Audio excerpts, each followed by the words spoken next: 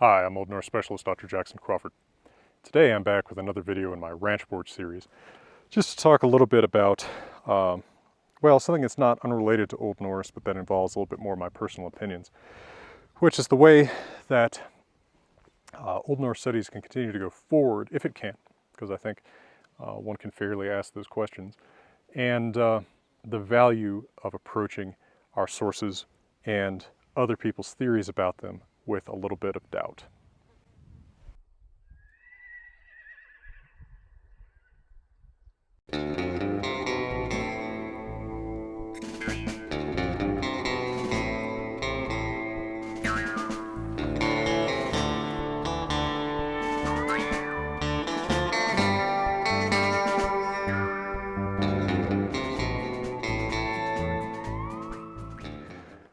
Now, by doubt, I'm not saying that we approach other people's ideas necessarily with hostility, but rather that we need to keep in mind something about our sources. Now, I've used the analogy of a shipwreck before, about how Old Norse myth is fundamentally something like a ship that has wrecked at the bottom of the ocean, and we only have pieces of, and we're trying to reconstruct what it looked like when it was afloat, but we'll never exactly know because we just don't have that much of it. So much of it is rotted away.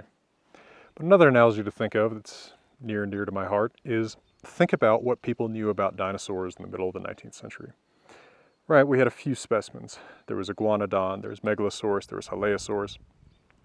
Not very many others before the bone wars out in my country in the late 19th century. But what if those are the only dinosaurs that have ever been discovered? Those dinosaurs we knew in, the Victorian period in, say, 1850s, 1860s. Today, paleontologists were still working from just those specimens. What would we know about dinosaurs? Well, not very much, right? I mean, if no one had ever discovered a dromaeosaur, then we very well might never have realized that dinosaurs were related to, and then realized that dinosaurs were the ancestors of birds, and eventually that birds are so directly descended from these dinosaurs that they are dinosaurs, right? We would have a sense that maybe something like a megalosaurus was the ancestor of a bird, but whether anyone would even call that potential ancestor a dinosaur is unlikely. Now, think about with Norse myth, where we know the exact same sources, more or less, that we knew about in the 1850s or 1860s. And we are still spilling ink over them, right? We are still working to interpret those texts, to make sense out of those texts, to garner something of their original meaning. But, there may well be, to use my analogy, a dromaeosaur, some missing link that we are critically missing out there. For instance, just to throw something out there, there could be a great deal of text about a god like Uller, who is otherwise just hinted at, right? Maybe there are great stories about him somewhere. Maybe in Iceland, maybe in Denmark or Sweden, right? We have so little from Denmark and Sweden. That's quite plausible. But here is the problem. People see that there's those gaps and they rush to fill them in, right? There's some kind of mystery and people want to answer what it is, right? They want to take that shipwreck at the bottom of the ocean and they want to say, here is my perfect blueprint for what it looked like. And, we have got to approach that with doubt. Scholars do this a little bit less than enthusiasts, and early scholars did this much more than modern scholars. But we have to keep in mind that, when someone says, well, Uller is the husband of, and he is in control of, and his symbol is, and all of these things, it's pure speculation. It could be right, but there's no way to establish that it's right. We don't have those fossils to build that dinosaur from. We can only speculate in that case.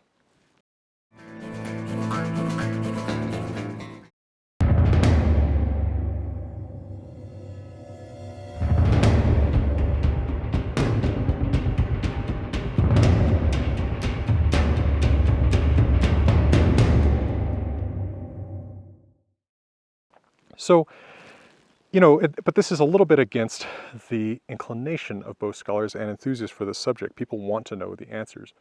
People want to say, well, what does this mean? Who is this person? How does Heimdallr have 9 mothers? And we just have to kind of get comfortable with not always being sure. We have to adopt a healthy skepticism, right? We have to be familiar with what the facts are according to our sources, right? What Völuspá says, what Hávamál says, what Snorri's Prose Edda says to the extent that we can rely on it, and that it's not just Snorri's own harebrained attempts to interpret the Poetic Edda and similar old poetic sources. And we have to be aware of what we're reconstructing and what we're speculating. As long as we keep those lines nice and clear, I don't mind a little speculation, right? I mean, I have my own speculations. For example, I have speculated that Ullr is an earlier name for the same figure as Heimdallr. I can't prove it. I'm definitely not going to say that it's just a sentence and then put a period on it and publish it somewhere. But it's something that I think is plausible because there's so much of Ullr in the place name record and none of Heimdallr. Places named Heimdall literally mean home valley, and they're not named for the god Heimdallr, whose name is not related to the word dollar valley. But then you have Heimdallr being very present in the Ridden mythology. So is Ullr just an earlier name for Heimdallr? Are we seeing him attested at an earlier time under one name and at a later time under another? I think it's plausible enough, but again, I can't prove it. So, you know, if you quote me on it, say, Jackson Crawford speculates, not Jackson Crawford says. So that's really the main thing that I want to get to here. Just make this quick point, this analogy with dinosaurs that I'm kind of fond of, that I wanted to get into a video somehow, and this seemed like the best way to do it. And to say that, you know, we also approaching other people's ideas with that healthy doubt, with that healthy skepticism, is not hostility, right? Let me drag a real-world colleague into this. Anatoly Lieberman, one of the great philologists of Old Norse and related languages, has a lot of ideas about the etymologies of different names, about how some of those names came to be, about recreating some of the lost links between different myths. And a lot of them are very compelling, particularly because Anatoly actually understands the way that historical semantics work, right? The way that words realistically change meaning over time, also the way that myths change over time. He's a broad command of world religions. But you can still disagree. You can still say, well, you know, this is 90% speculation. I don't think that this makes the best use out of the 10% fact that's there. Right. Often I think that he is making the best use, but that, you know, I'm still going to approach, you know, he lays out some etymology for a name, say Vidar or something like that. I'm still going to approach it not necessarily expecting to be convinced, because what I'm expecting is just to kind of get another vantage point on what something could be. And that's really a little bit of a problem with Norse studies and similar humanities studies, is that we're all kind of constantly rehashing a lot of the same points, sometimes exposing them to the lens of new theories, but usually those are the sort of grand theories that by hypothetically explaining everything really explain nothing. You know, we end up kind of going in circles a little bit. And I think that's a little bit unfortunate, but is just sort of part and parcel of a humanities field that's based on historical sources that there's a finite amount of.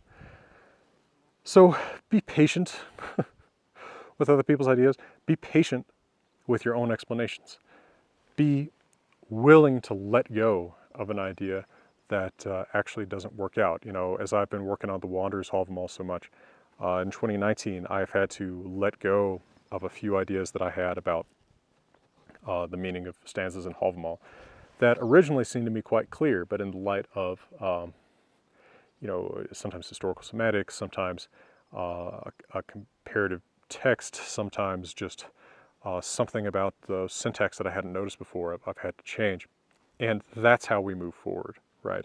We move forward by getting a little bit closer, each generation of scholars, to what the truth might have been, without ever losing track of the fact that, you know, there may be missing links that are right there in the rock beneath us that we're simply never going to find.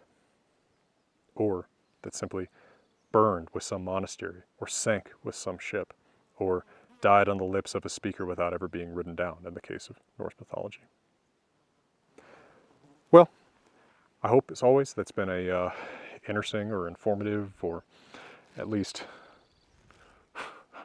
not completely idle use of your time.